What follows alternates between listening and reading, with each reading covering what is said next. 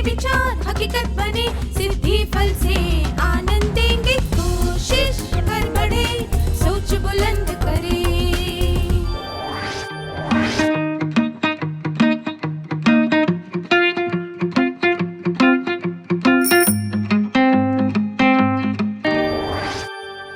नमस्ते छात्रों, आप सबको देखकर खुशी हुई। पिछले सत्र में हमने सीखा था कि महत्वपूर्ण और अविलंब्य कार्यों की तालिका में हमें अपने काम किस खंड में रखने चाहिए और किन कामों को प्राथमिकता देनी चाहिए। अब हम समय का सदुपयोग करने से संबंधित कुछ महत्वपूर्ण चीज़ों के बारे में सीखेंगे।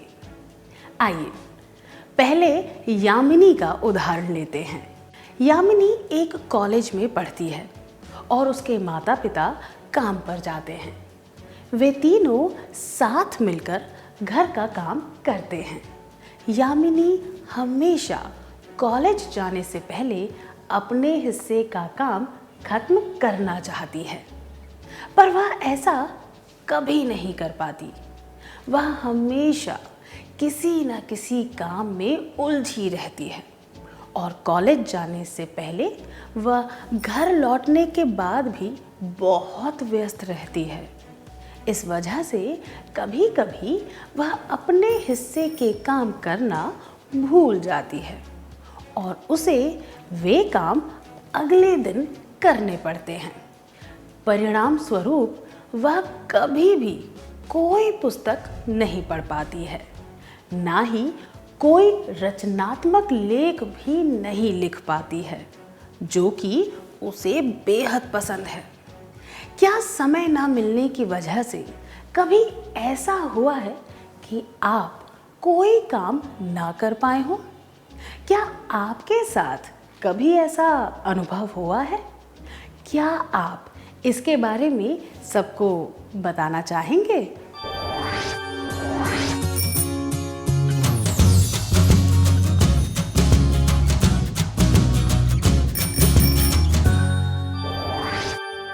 इस बारे में बताने के लिए धन्यवाद। आपको क्या लगता है, यामिनी किताबें क्यों नहीं पढ़ पाती थी और लेख क्यों नहीं लिख पाती थी? यामिनी को पता था कि वह क्या करना चाहती है, पर उसे यह नहीं मालूम था कि वह ये काम कैसे करेगी। अगर उसने कार्यों की सूची बनाकर ज़रूरी चीज़ों को प्राथमिकता दी होती तो वह सारे काम उचित समय पर पूरे कर पाती। किसी निश्चित समय में सारे काम पूरे करने के लिए कार्यों की सूची बनाना बहुत महत्वपूर्ण है। समय का सदुपयोग करने के लिए कार्यों की सूची बनानी चाहिए। क्या अब हम एक क्रियाकलाप करें? क्या आप उन कार्यों की सूची बना सकते हैं जो आप एक दिन में करते हैं? फिर मैं चाहती हूँ कि 2 छात्र स्वेच्छा से यहाँ आकर सबको अपनी सूची पढ़कर सुनाएं।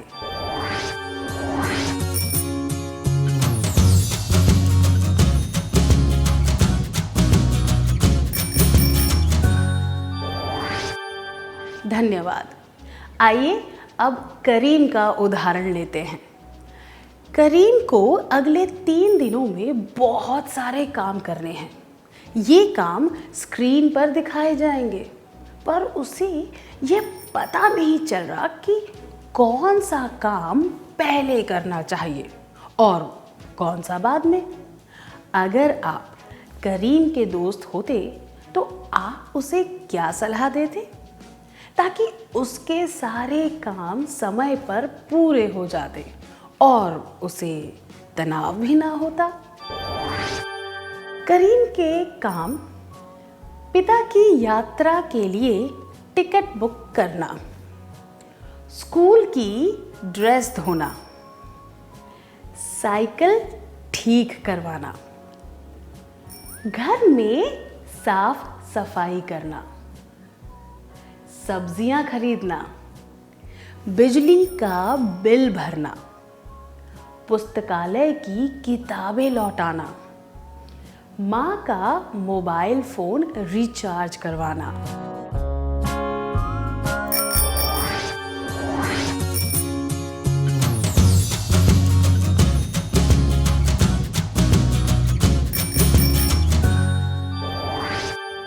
अपने सुझाव देने के लिए धन्यवाद।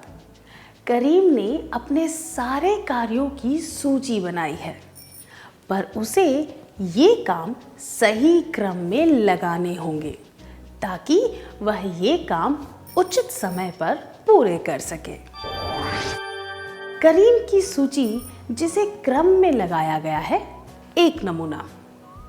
घर में साफ सफाई करना, स्कूल की ड्रेस धोना, साइकिल ठीक करवाना, सब्जियां खरीदना, पिता की यात्रा के लिए टिकट बुक करना, बिजली का बिल भरना, पुस्तकालय की किताबें लौटाना, माँ का मोबाइल फोन रिचार्ज करवाना। उदाहरण के लिए वह सुबह अपने घर में साफ सफाई कर सकता है, फिर अपनी स्कूल की ड्रेस धो सकता है और उसे धूप में सुखाने डाल सकता है। इसके बाद वह साइकिल ठीक करवा सकता है और साइकिल पर बैठकर सब्जियां खरीदने जा सकता है। वह ये सब काम सुबह 10 बजे तक पूरे कर सकता है। इसके बाद वह अपने पिता की टिकट बुक करने जा सकता है ताकि उसमें देर ना हो जाए। फिर घर लौटते समय वह बिजली का बिल भर सकता है, पुस्तकालय की किताबें लौटा सकता है और अपनी माँ का मोबाइल रिचार्ज करवा सकता है। यह केवल एक उदाहरण है। वह इन कार्यों के क्रम में बदलाव ला सकता है। जैसे कि अगर रास्ते में पुस्तकालय पहले आता है तो वह पुस्तकालय का काम करने के बाद टिकट बुक करने जा सकता है, इत्यादि। ज़रूरी बात यह है कि उसे इन सब बातों को ध्यान में रखते हुए प्राथमिकता के अनुसार अपने काम करने चाहिए। संक्षिप्त में कहें तो हमें महत्वपूर्णता और अविलंबिता को ध्यान में रखते हुए कामों का क्रम बनाना चाहिए। समय का सदुपयोग करने के लिए कार्य की सूची बनानी चाहिए, कार्यों को सही क्रम में लगाना चाहिए। अब एक क्रियाकलाप का समय है। पिछले क्रियाकलाप में आपने प्राथमिकता को ध्यान में रखते हुए कार्यों का क्रम बनाया। अब आप उन्हें समय या तिथि के अनुसार क्रम में लगा सकते हैं। मतलब कि आपको यह बताना है कि कौन सा काम किस समय करना है।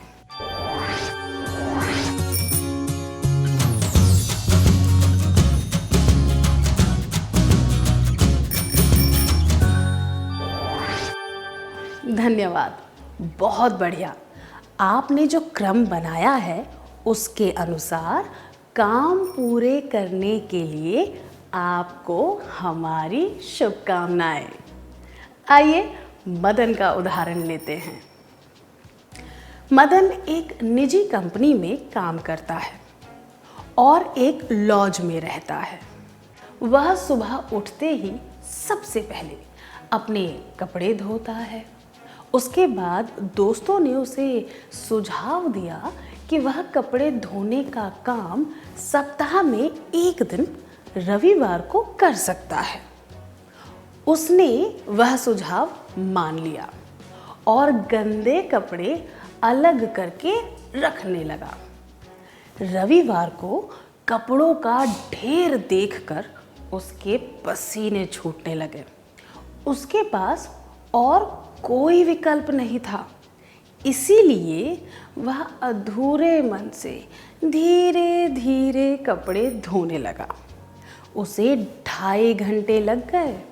इतने कपड़े एक साथ धोकर वह थक गया था और उसे नींद आ गई। रविवार के दिन उसे जो अन्य काम करने थे वे ऐसे ही रह गए। आपको क्या लगता है क्यों हुआ ऐसा? 1. गंदे कपड़े धोने की वजह से। 2. काम को जमा करते रहने की वजह से। या 3. रविवार के दिन कपड़े धोने की वजह से। समस्या यह नहीं थी कि उसने कपड़े धोए या फिर रविवार को कपड़े धोए। परेशानी की वजह यह थी कि उसने इतना काम जमा कर लिया कि वह एक बोझ की तरह बन गया। जब वह रोज काम करता था तो उसे बोझ नहीं लगता था। जमा करने के बाद एक साथ पूरा काम खत्म करने से वह काम उसे भयभीत करने लगा। कभी ऐसा भी तो हो सकता है कि रविवार के दिन कोई रिश्तेदार मिलने आ जाए। ऐसे में वह काम और भी कष्टदायक लगेगा। इसीलिए काम को टालना और जमा करना ठीक नहीं होता। समय का सदुपयोग करने के लिए 1. कार्यों की सूची बनानी चाहिए। 2. कार्यों को सही क्रम में लगाना चाहिए। 3. समय सारणी के अनुसार काम करना चाहिए। काम को जमा नहीं करना चाहिए। क्या अब हम एक क्रियाकलाप करें? क्या किसी काम को टालने या जमा करने की वजह से आपको कोई परेशानी हुई है? 1 मिनट के लिए इसके बारे में सोचिए।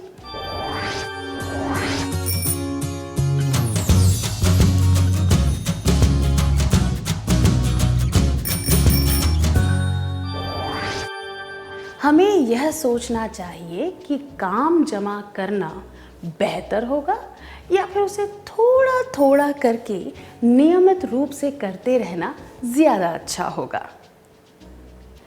क्या अब हम आज के सत्र का सार संक्षेप कर लें?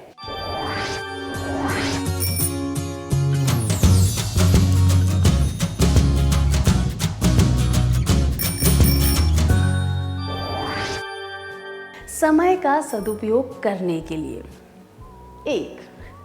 कार्यों की सूची बनानी चाहिए। 2. कार्यों को सही क्रम में लगाना चाहिए। 3. समय सारणी के अनुसार काम करना चाहिए। काम को जमा नहीं करना चाहिए। अच्छी तरह सार संक्षेप करने के लिए धन्यवाद।